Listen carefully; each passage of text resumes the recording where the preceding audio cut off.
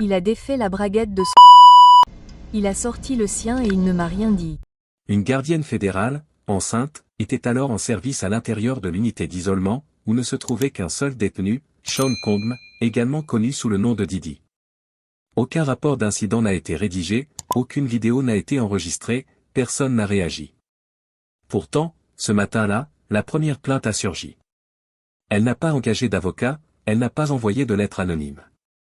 Elle s'est simplement présentée dans le bureau du superviseur, une feuille de papier froissée à la main, écrite à l'encre, contenant une seule ligne d'introduction. Il savait que je n'oserais rien dire, parce que là-dedans, il n'y avait que lui et moi. C'est précisément cette nuit-là que la caméra de sécurité du couloir s'est éteinte pendant 17 minutes. Cela correspond au dernier quart de nuit auquel elle s'était inscrite, ainsi qu'au moment où toutes les données de surveillance ont soudainement disparu du système central. Personne n'a jamais confirmé ce qui s'est produit derrière la porte de l'unité d'isolement, mais elle est désormais enceinte. Et selon le rapport médical, la date de conception correspond précisément à cette nuit. La question ne porte plus sur ce qui est bien ou mal, mais sur la manière dont une personne incarcérée a pu transformer un établissement censé faire respecter la loi en un outil servant à dissimuler un crime. Et si cela s'est effectivement produit, alors cela a été permis. Première partie. Pas la première fois. Atlanta, 4h36 du matin, le 4 juin. Au deuxième étage du centre de détention fédéral, dans la salle d'archives numériques, l'unité d'enquête d'urgence examine en détail le journal complet des caméras du bloc d'isolement C, à la suite d'une plainte interne jugée alarmante. Une gardienne, enceinte de 14 semaines, affirme avoir été contrainte durant son service, et précise que la seule personne présente dans la zone au moment des faits était le détenu Sean Combs, alias Didi. L'incident aurait eu lieu dans la nuit du 13 mars. D'après les relevés de sécurité, la caméra du couloir Canada 17 a perdu le signal à 22h14 exactement. Le voyant d'état est resté éteint pendant 17 minutes. Aucune alerte interne, aucune demande d'assistance technique, et aucun rapport d'incident n'a été transmis après le service. L'historique d'accès à la porte électronique enregistre une seule entrée à 22h11, celle du directeur TD, qui est aussi la personne ayant déposé la plainte. Aucun autre déverrouillage n'a été détecté ensuite. Durant la panne, seule la gardienne et le détenu se trouvaient dans le couloir isolé. Le système s'est rétabli à 22h31, et la première image capturée fut celle d'un voyant d'urgence clignotant, indiquant une altération de la source d'alimentation du couloir, une anomalie non répertoriée dans le calendrier de maintenance. Le lendemain, un rapport d'inspection a été déposé à la hâte, signé par un technicien désigné, concluant à une chute de tension soudaine, sans cause identifiée. Pourtant, aucune trace ne prouve que l'équipe technique ait été dépêchée sur les lieux cette nuit-là. 6 semaines plus tard, le 27 avril, le directeur TD est admis à la salle médicale du centre de détention dans un état de fatigue persistante et de nausée matinale. Le test de grossesse est positif.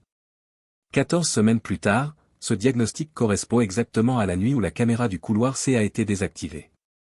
Depuis cet événement, TD ne s'est plus présenté à son poste, sans fournir d'explication. 4 jours après son absence, une demande de transfert a été soumise, sans accompagnement ni justification.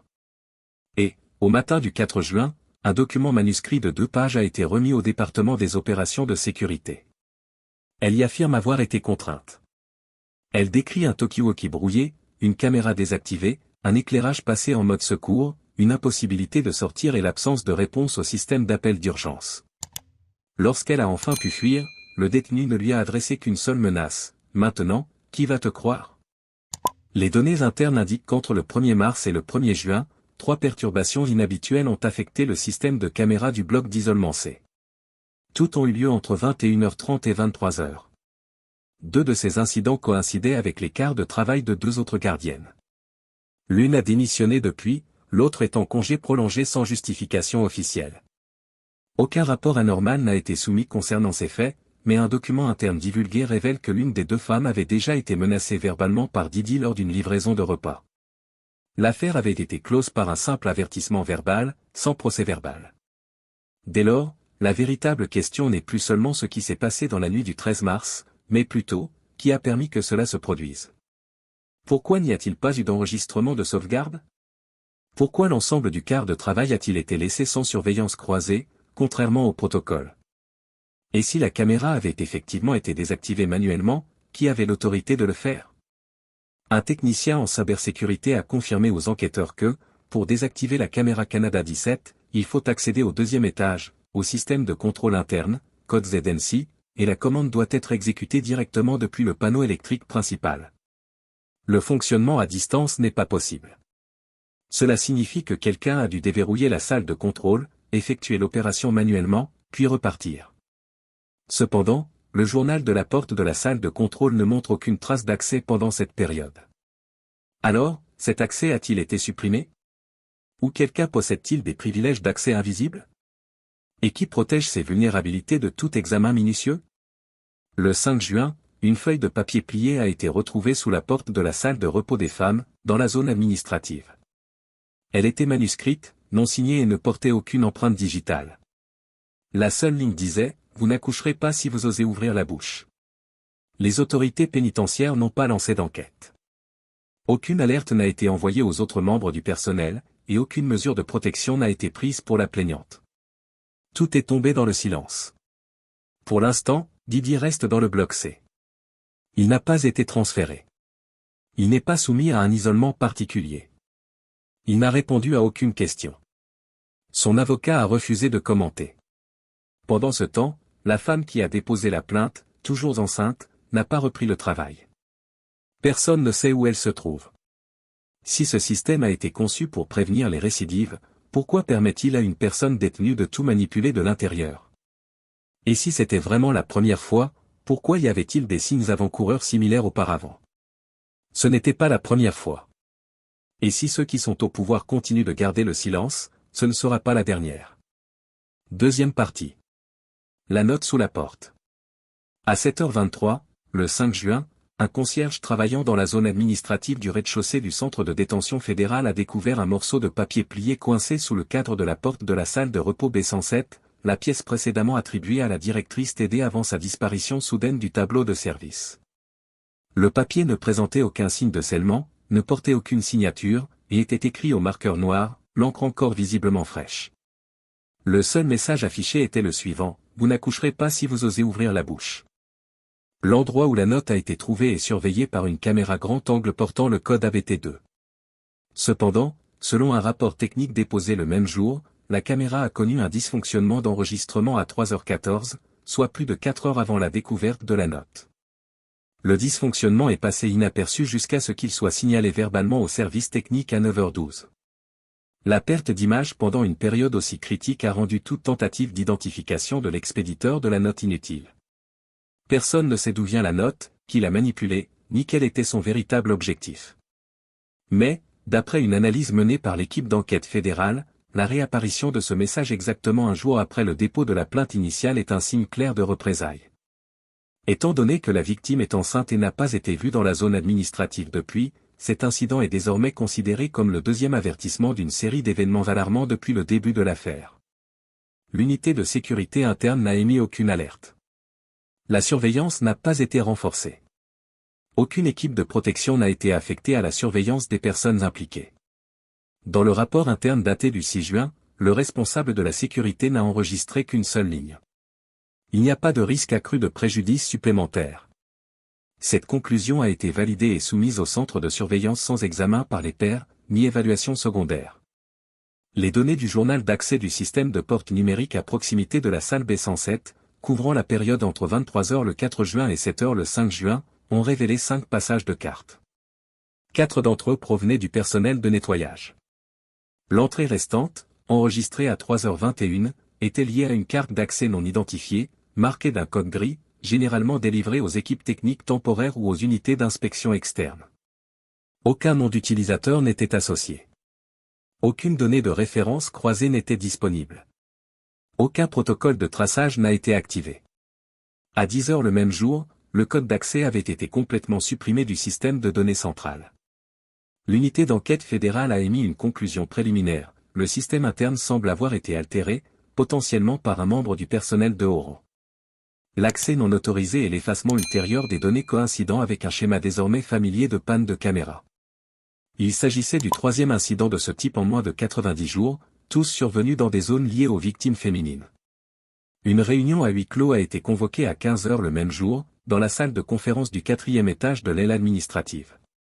Étaient présents des représentants de la direction pénitentiaire, du FBI, et de l'unité de surveillance du personnel. Le compte-rendu de la réunion ne contenait qu'une seule déclaration: il n'existe pas suffisamment de preuves pour conclure que la détenue Didi était directement impliquée dans la note. Il s'agit, à ce jour, de la seule conclusion officielle publiée. Entre-temps, selon une source ayant accès au dossier médical de la directrice TD, celle-ci a été transférée dans une maison sécurisée hors site, hors du périmètre de contrôle du centre de détention, à 10 heures précises, le 5 juin, soit 3 heures seulement après la découverte de la note. Le motif invoqué dans le dossier était un retrait pour cause de stress psychologique anormal. Pourtant, aucune unité n'a revendiqué la responsabilité du transfert. Aucun document ne confirme sa destination. Aucun protocole de protection des témoins n'a été mis en place. Il n'existe qu'un seul code de transfert interne, marqué « urgent », sans explication. Son nom a été rayé de toutes les listes internes à partir de ce moment-là. Était-ce vraiment une mesure de protection? Ou une méthode pour mettre discrètement à l'écart quelqu'un qui avait perturbé la stabilité d'un système pourtant contrôlé? Si elle n'existe plus dans le système, n'est plus présente, et n'a plus de voix pour demander justice pour son accusation, alors, à la fin du 6 juin, aucune action en justice n'avait été engagée contre Didi. Pas d'extension de l'enquête, pas d'ordre d'isolement, pas d'accès au matériel, pas de suspension des communications avec les avocats. Tout, à l'intérieur du bloc d'isolement C, continuait comme avant. Tout, sauf la peur. Si une surveillante peut disparaître après une simple note, un service sans caméra, une seule porte déverrouillée, que pourrait-il arriver aux autres? À celles qui travaillaient autrefois la nuit dans ce secteur. À celles qui ont demandé un congé sans donner de raison. À celles qui ont vu, mais n'ont jamais parlé. Personne ne mentionne la note, mais tout le monde sait qu'elle est apparue. Et si ce qu'elle dit est vrai, alors ce qui suit ne sera pas un avertissement. Ce sera une punition. Troisième partie. La personne n'est plus dans le système. 9h02, le 6 juin. La base de données interne du personnel du Centre de détention fédéral d'Atlanta a mis à jour son tableau de service hebdomadaire, sous la catégorie « Ajustement spécial du code du personnel ». Le nom de la directrice TD a été retiré du système par ordre administratif. Aucun numéro de décision n'a été enregistré. Aucune raison précise n'a été fournie. Son code personnel a été désactivé. Ses coordonnées ont disparu du réseau interne exactement 36 heures après le dépôt de sa plainte. Le journal des modifications a été exécuté depuis le serveur ayant le plus haut niveau d'accès du système, un appareil portant l'identifiant des CCA1, situé dans le bureau de coordination au 4e étage de l'aile de l'administration de la sécurité. Seules 2 personnes sont habilitées à procéder à un retrait de personnel à ce niveau, le responsable des ressources humaines fédérales, et le directeur adjoint du centre de détention. L'identité de l'initiateur de la mesure n'a pas été confirmée. Aucune demande de vérification indépendante n'a été effectuée. Le retrait du nom de la directrice TD n'a été accompagné d'aucun ordre d'enquête interne, d'aucune consultation du dossier médical, ni de réaffectation préventive. À 11h20, une copie imprimée du tableau de déploiement du personnel a été générée en prévision de la semaine à venir. Dans la section « Alerte interne », le nom de TD était étiqueté avec le code MNR, mentalement non résiliente. Cette désignation est un code spécialisé réservé aux cas impliquant des employés ayant subi un traumatisme professionnel grave, étant en isolement psychologique prolongé, ou jugés inaptes au travail pour des raisons exceptionnelles. Personne au sein de la division administrative n'a confirmé l'autorisation de cet étiquetage. Aucune directive médicale correspondante n'existe dans les dossiers du service de santé. Elle était partie. Sans adresse, sans moyen de communication, sans rapport de sécurité. Et à partir de ce moment, l'intégralité de son profil de communication interne, y compris ses courriels, son accès par empreinte digitale, et ses dispositifs d'authentification, a été effacée du système. Aucune demande de restauration n'a été soumise. Selon une copie de sauvegarde du registre des plaintes, sa lettre manuscrite est actuellement conservée aux archives du sous-sol, dans la section « Preuves non traitées », aux côtés des dossiers techniques relatifs aux 3 incidents précédents de perte de signal de caméra. Cependant, cette section des archives n'est sous la supervision d'aucune unité d'audit interne. Il n'y a pas de date limite de traitement. Aucun membre du personnel n'a été désigné pour en examiner le contenu. Plus tard le même jour, à 14h15, Didi a obtenu des droits de consultation privée avec son avocat. Celui-ci s'est présenté dans la salle de conseil isolée du rez-de-chaussée. L'audience a duré 49 minutes. Conformément au règlement du centre de détention provisoire, les détenus faisant l'objet d'une enquête interne ne sont pas autorisés à se réunir en privé sans surveillance. Pourtant, le registre des visites ne mentionnait aucun agent responsable. La caméra de la salle de conseil fonctionnait normalement, mais les images de cette réunion étaient en accès restreint. Le code d'urgence M7 n'était visible ou exploitable qu'avec une autorisation d'accès prioritaire. Personne n'a officiellement confirmé le lien entre ces deux événements. Pourtant, au sein des cercles internes, les questions ont commencé à se multiplier. Pourquoi une plaignante a-t-elle été retirée du système seulement 36 heures après le dépôt de sa plainte? Pourquoi aucun protocole de protection n'a-t-il été activé? Et si elle avait été placée sous protection temporaire, pourquoi personne dans l'établissement ne savait-il où elle se trouvait, si elle était en vie ou si elle était en sécurité? Sa disparition n'a jamais été rendue publique. Pourtant, elle s'est répandue comme un avertissement silencieux. Les membres du personnel ayant travaillé dans le bloc d'isolement C au cours des 3 derniers mois ont commencé à demander des transferts d'équipe, à soumettre des demandes de congé ou à se déclarer malades sans préavis.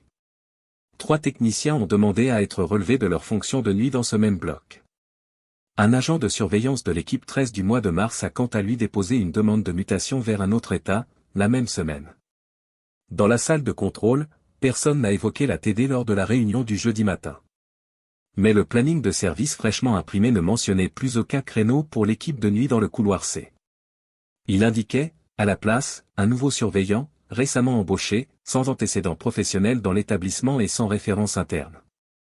Lorsqu'une personne est effacée du système, il ne reste aucune trace de son implication, ni dossier médical, ni plainte écrite, ni alarme déclenchée. Seulement ce qu'elle a pu laisser derrière elle, si quelque chose a survécu. Et si ce système est capable de faire disparaître quelqu'un qui a osé parler, qu'est-ce qui l'empêche de faire la même chose à quiconque viendrait ensuite?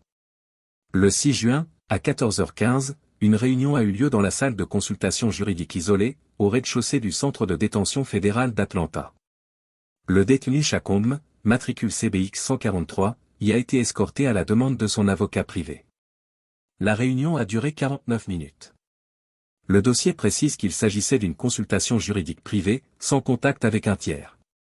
Pourtant, aucun nom d'agent responsable, aucune note du directeur, aucune signature de badge ni figure pour confirmer l'affectation. La caméra fixe de la salle de réunion 3 est restée active, et le système de signalisation interne indiquait un fonctionnement normal. Mais à 19h47, lorsque l'équipe de coordination de la sécurité a tenté de récupérer les images enregistrées entre 14h10 et 15h05, elles ont été signalées comme indisponibles. Le motif enregistré restreignait l'accès, code d'urgence M7. Ce code n'est appliqué que dans des situations impliquant des individus désignés comme relevant de la sécurité nationale spéciale, ou faisant l'objet d'enquêtes fédérales multi-agences sous scellé. Personne n'a confirmé l'identité de l'auteur ayant activé ce code. Tous les journaux de suivi du centre de coordination, situé au 2e étage, étaient bloqués par un mur de sécurité interne. Aucun membre du personnel du centre de détention n'a l'autorisation d'attribuer un code M7 sans validation extérieure. Le représentant légal de Didier a refusé de divulguer le contenu de la réunion. Lorsqu'on lui a demandé si des documents avaient été transférés à l'extérieur, il a répondu simplement, « Ces informations sont protégées par le secret professionnel ». Cependant, selon un technicien de maintenance temporaire, affecté à l'aile administrative et chargé de revérifier le système audio, un enregistreur portable a été découvert sous le bureau de consultation, dissimulé dans le compartiment inférieur d'un fauteuil. Les piles avaient été retirées. Cet appareil ne figurait ni dans l'inventaire de l'établissement, ni dans les dossiers d'admission, ni dans le registre des scellés. Il n'a pas été transféré aux archives. L'objet a été remis à la division de la sécurité intérieure, entité dotée d'une autorité spéciale, directement rattachée au directeur adjoint du centre. Aucun dossier d'admission, aucune photo de l'objet, aucun rapport d'analyse n'ont été produits. Après la réunion, Didier a été reconduit à sa cellule d'isolement à 15h12, via la route interne C4, un itinéraire contournant les zones d'inspection des bagages. L'ordre de déplacement mentionnait le protocole accéléré CS3, réservé aux détenus présentant une instabilité psychologique ou nécessitant une exposition environnementale réduite. Pourtant, rien dans le registre des opérations médicales n'indique que Didier ait été diagnostiqué comme souffrant de troubles mentaux. À 17h30, 3 techniciens temporaires ont été transférés hors du bloc C, dans le cadre de la mise à jour du système RISO. L'un d'eux, ingénieur en système de chiffrement, a demandé à être retiré de tous les quarts de nuit restants de la semaine, invoquant une pression opérationnelle ayant dépassé son seuil personnel. Aucun certificat médical ni évaluation psychologique n'a été joint à sa demande. La question n'est pas ce qui s'est dit dans cette pièce. La vraie question est, qui a donné l'ordre que personne ne sache jamais ce qui s'y est dit? Pourquoi les données vidéo ont-elles été restreintes? Pourquoi le code M7 a-t-il été appliqué à une simple consultation juridique concernant un détenu sous enquête interne? Et pourquoi, ce même jour, le plaignant a-t-il été effacé du système, tandis que l'accusé était transféré sans inspection? Personne n'a revendiqué officiellement la responsabilité. Mais quelqu'un a décidé que cette réunion devait être protégée, tenue à l'écart, sans preuve, sans voix. Si chaque menace est exécutée en silence, alors ce système a parfaitement rempli sa fonction, une personne effacée, une réunion non enregistrée, un détenu toujours présent, mais apparemment jamais véritablement détenu.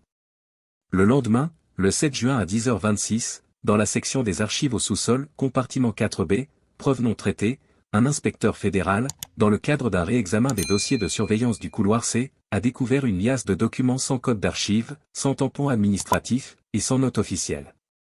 La couverture portait la mention manuscrite, proposition urgente, usage interne uniquement. La liasse contenait 17 pages imprimées à partir du système interne de l'établissement, bien que la date de publication ne soit pas claire. La première page portait le titre, proposition d'évaluation des risques pour le traitement en isolement du détenu CBX3, le terme « isolement » apparaissait 9 fois dans le document, souvent accompagné d'expressions telles que « accès réduit », élimination des points de contact du personnel, et maintien d'une visibilité limitée dans les communications. Il n'y avait ni signature, ni tampon d'approbation, ni date d'émission. Pourtant, le document était entièrement conforme aux normes de formatage utilisées dans le système interne de la prison fédérale. Une section particulièrement remarquable, à la page 6, indiquait, en cas de provocation du sujet ou de perturbation de l'environnement interne, il est conseillé de réduire les interactions directes avec le personnel, de privilégier le personnel peu conflictuel et de minimiser les détails mineurs. Rapport et accès aux fichiers à restreindre aux tiers externes. Ce passage était souligné à l'encre rouge, accompagné d'une question manuscrite, qui a autorisé cette directive. On ignore qui a ajouté cette note. L'unité d'enquête fédérale a immédiatement ordonné le verrouillage de l'ensemble des archives du sous-sol pendant 48 heures afin de retracer l'origine du document. Cependant, à 13h55 le même jour, le verrouillage a été levé par l'unité de gestion de la sécurité interne, qui ne faisait état d'aucune preuve de falsification de documents officiels. L'ensemble des dossiers a été restitué aux archives, à l'exception du dossier en question, qui n'a jamais été catalogué. À la fin de la journée, il avait disparu du compartiment 4B. Aucune sauvegarde numérique n'avait été extraite. Personne ne savait qui avait placé le document à cet endroit. Personne ne se souvenait de l'avoir signé, et aucune liste du personnel n'incluait les personnes ayant eu accès à la section 4B au cours des 72 dernières heures. La question n'était plus de savoir si le système cachait quelque chose, mais depuis combien de temps. Si le document était faux, pourquoi correspondait-il parfaitement au format interne? S'il était authentique, pourquoi personne n'avait-il pris la responsabilité d'une proposition demandant une réduction des effectifs, des contacts, des rapports, et un suivi limité des détails? Sur la dernière page, une seule ligne apparaissait, l'affaire impliquant la directrice TD devait être close rapidement pour éviter des conséquences en cascade. Il n'y avait aucune signature, aucune confirmation de paternité, mais c'était la première apparition de son nom dans un document à visée opérationnelle, ne serait-ce qu'en note de bas de page. À 16h20, l'équipe d'audit interne a quitté le sous-sol. L'inspection a été close indéfiniment, sans réévaluation programmée. Dans le rapport de synthèse de fin de journée, la seule ligne faisant référence au dossier non timbré indiquait « origine non vérifiée, non admissible comme preuve ». Mais pour ceux qui étaient encore à l'intérieur de l'établissement, ceux qui travaillaient encore de nuit, qui arpentaient encore ce couloir du bloc maritime chaque soir, la simple présence d'un tel document, même pendant quelques heures, était une preuve suffisante. Quelqu'un savait déjà ce qui allait arriver. Peut-être que personne n'avait jamais signé, mais le système avait déjà commencé à exécuter tout ce qu'il décrivait. Et si de telles directives sont jugées irrecevables comme preuve, alors qu'est-ce qui suffirait? Sixième partie, les 17 dernières minutes. 3 heures du matin, le 8 juin, centre technique, 2e étage, centre de détention fédéral d'Atlanta. Un groupe d'ingénieurs sécurité de l'unité de coordination 4 a terminé la récupération des données brutes d'un disque dur externe, un périphérique précédemment connecté au système de caméra du couloir C, dans la nuit du 13 mars. Les images récupérées existaient hors du système d'enregistrement principal et n'apparaissaient sur aucune interface administrative. La durée des images récupérées, 17 minutes et 6 secondes, correspondait parfaitement à la fenêtre pendant laquelle la caméra avait été officiellement signalée comme indisponible. Les images restaurées ne comportaient aucun son, seulement des images floues et clignotantes, ressemblant à un enregistrement de sauvegarde de mauvaise qualité. L'angle de la caméra était biaisé et hors axe, montrant la partie du couloir située juste devant l'entrée de l'unité d'isolement C. Vers la 3e minute, une silhouette est apparue dans le coin inférieur gauche de l'image, une agente en uniforme de nuit. Elle s'est dirigée vers la seule porte de cellule éclairée. Elle s'est arrêtée, a regardé autour d'elle, puis a disparu de l'image pendant environ 38 secondes. À la 5e minute, les lumières du couloir se sont tamisées. Une porte s'est ouverte dans un angle mort, derrière la caméra, un emplacement non indiqué sur aucun schéma interne officiel. La porte s'est ouverte, projetant une faible lumière rouge de l'intérieur. Un homme est apparu, invisible, vêtu d'une chemise grise sans insigne. Il s'est dirigé d'un pas rapide vers la caméra et a levé la main d'un geste. L'écran est devenu noir brusquement. La vidéo s'est arrêtée sur cette image. L'analyse du format a révélé que la séquence ne provenait pas du flux de surveillance principal, mais d'un flux réfléchi utilisé uniquement pour la maintenance ou le diagnostic des signaux. Selon la politique officielle, ce flux n'est jamais censé être enregistré. Cependant, lors d'un test du micrologiciel de la caméra Canada 17 effectué 3 mois auparavant, un technicien avait activé une fonction appelée capture d'ombre, un mode qui sauvegarde automatiquement les données sur un périphérique auxiliaire en cas de déconnexion soudaine. Ce périphérique auxiliaire ne figurait dans aucun inventaire. Il a été découvert dans un tiroir verrouillé du magasin de pièces détachées, un endroit qui n'avait pas été inspecté depuis 5 semaines. La personne qui l'a trouvé était un technicien intérimaire travaillant pour la division technique fédérale. Personne ne lui avait donné d'instruction. Il a simplement décidé d'inspecter ce tiroir. Personne ne sait pourquoi l'appareil fonctionnait encore. Lorsque la vidéo a été diffusée dans la salle de briefing de haut niveau plus tard le même jour, personne n'a dit un mot. Aucune directive n'a été émise à la suite de la réunion. Et à 6h14, le lendemain matin, le périphérique de stockage a été scellé et transporté au bureau fédéral. La documentation jointe mentionnait « archives vérifiées ». Classification des preuves en attente. Personne n'a confirmé que l'homme sur la vidéo était Didi. Personne n'a précisé qui avait ouvert la porte de la cellule. Aucun rapport n'a mentionné si la policière était revenue après 38 secondes. Et aucun document n'a jamais décrit l'apparition d'une lumière rouge provenant d'une zone qui n'existe officiellement pas sur le plan interne de l'établissement. La dernière question consignée dans le compte-rendu officiel de la réunion matinale du 9 juin était la suivante. Si la caméra était complètement désactivée, comment un flux miroir a-t-il pu être généré? Et qui était au courant de l'existence de ce dispositif avant sa découverte? Il n'y avait pas de réponse. Seule une note manuscrite défilait à l'encre rouge au bas du dossier. Était-ce un problème système ou quelqu'un avait-il délibérément laissé des preuves? Les 17 dernières minutes, que l'on croyait effacées, se sont avérées être la seule preuve restante que quelque chose s'est réellement produit. Ce que c'était, personne n'a encore osé le dire à voix haute. Car si quelqu'un savait que ces images existaient, et les a laissées là, alors peut-être n'était-ce pas une fuite. Peut-être était-ce un avertissement. 6h45, le 10 juin. Dans le centre de surveillance.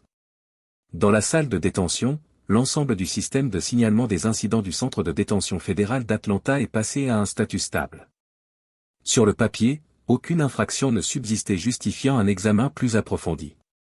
La plainte contre la directrice manquait de preuves suffisantes pour ouvrir un dossier pénal. La vidéo de 17 minutes a été classée comme identité non vérifiée. La porte latérale visible sur la vidéo n'a pas pu être localisée sur le plan numérique interne. Par conséquent, elle n'existait pas. Chaque question s'est finalement heurtée à un monolithe de déni, un silence intentionnel. Didi est toujours incarcéré, toujours répertorié parmi les détenus sous haute surveillance, toujours en droit de bénéficier d'un avocat hebdomadaire, toujours en possession de rapports médicaux distincts.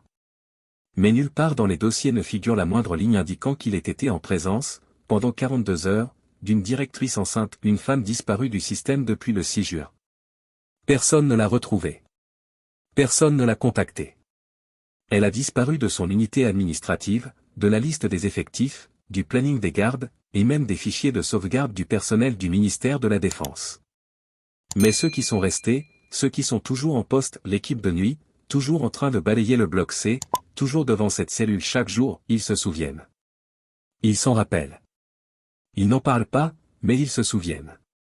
Ils se souviennent de la faible lumière qui ne s'est jamais éteinte cette nuit-là. Ils se souviennent des âmes en caoutchouc qui se sont arrêtées, puis ont disparu. Ils se souviennent du couloir où le signal a soudainement disparu. Ils se souviennent des pas de quelqu'un dont le nom n'est plus dans le système. Aucun d'entre eux n'a été interrogé. Aucun d'entre eux n'a été cité, car un témoignage personnel ne compte pas comme preuve. Comme un cri pas assez fort. Comme une douleur sans radiographie. Comme une grossesse sans échographie. Didi n'a jamais été jugé pour cet incident. Personne n'a été inculpé. Personne n'a été transféré. Il n'y a eu ni commission spéciale. Ni audience. Ni enquête de presse. Personne en dehors de nous ne sait ce qui s'est réellement passé. Ni ce qui n'a jamais été autorisé à être écrit. Alors, pourquoi est-il toujours là, alors qu'elle n'y est plus? Pourquoi une personne accusée d'abus est-elle autorisée à demander que les caméras soient éteintes et que sa demande soit approuvée? Pourquoi une vidéo non vérifiée a-t-elle été scellée dès sa découverte? Comment une personne, un témoin, une victime, peut-elle disparaître du système comme si elle n'avait jamais existé? Personne n'a répondu. Personne n'a contesté. Personne n'a rouvert le dossier. Une seule question persiste. Si c'est la vérité, que protège le système? Et si c'est un mensonge, qui a le pouvoir de créer une situation aussi parfaite?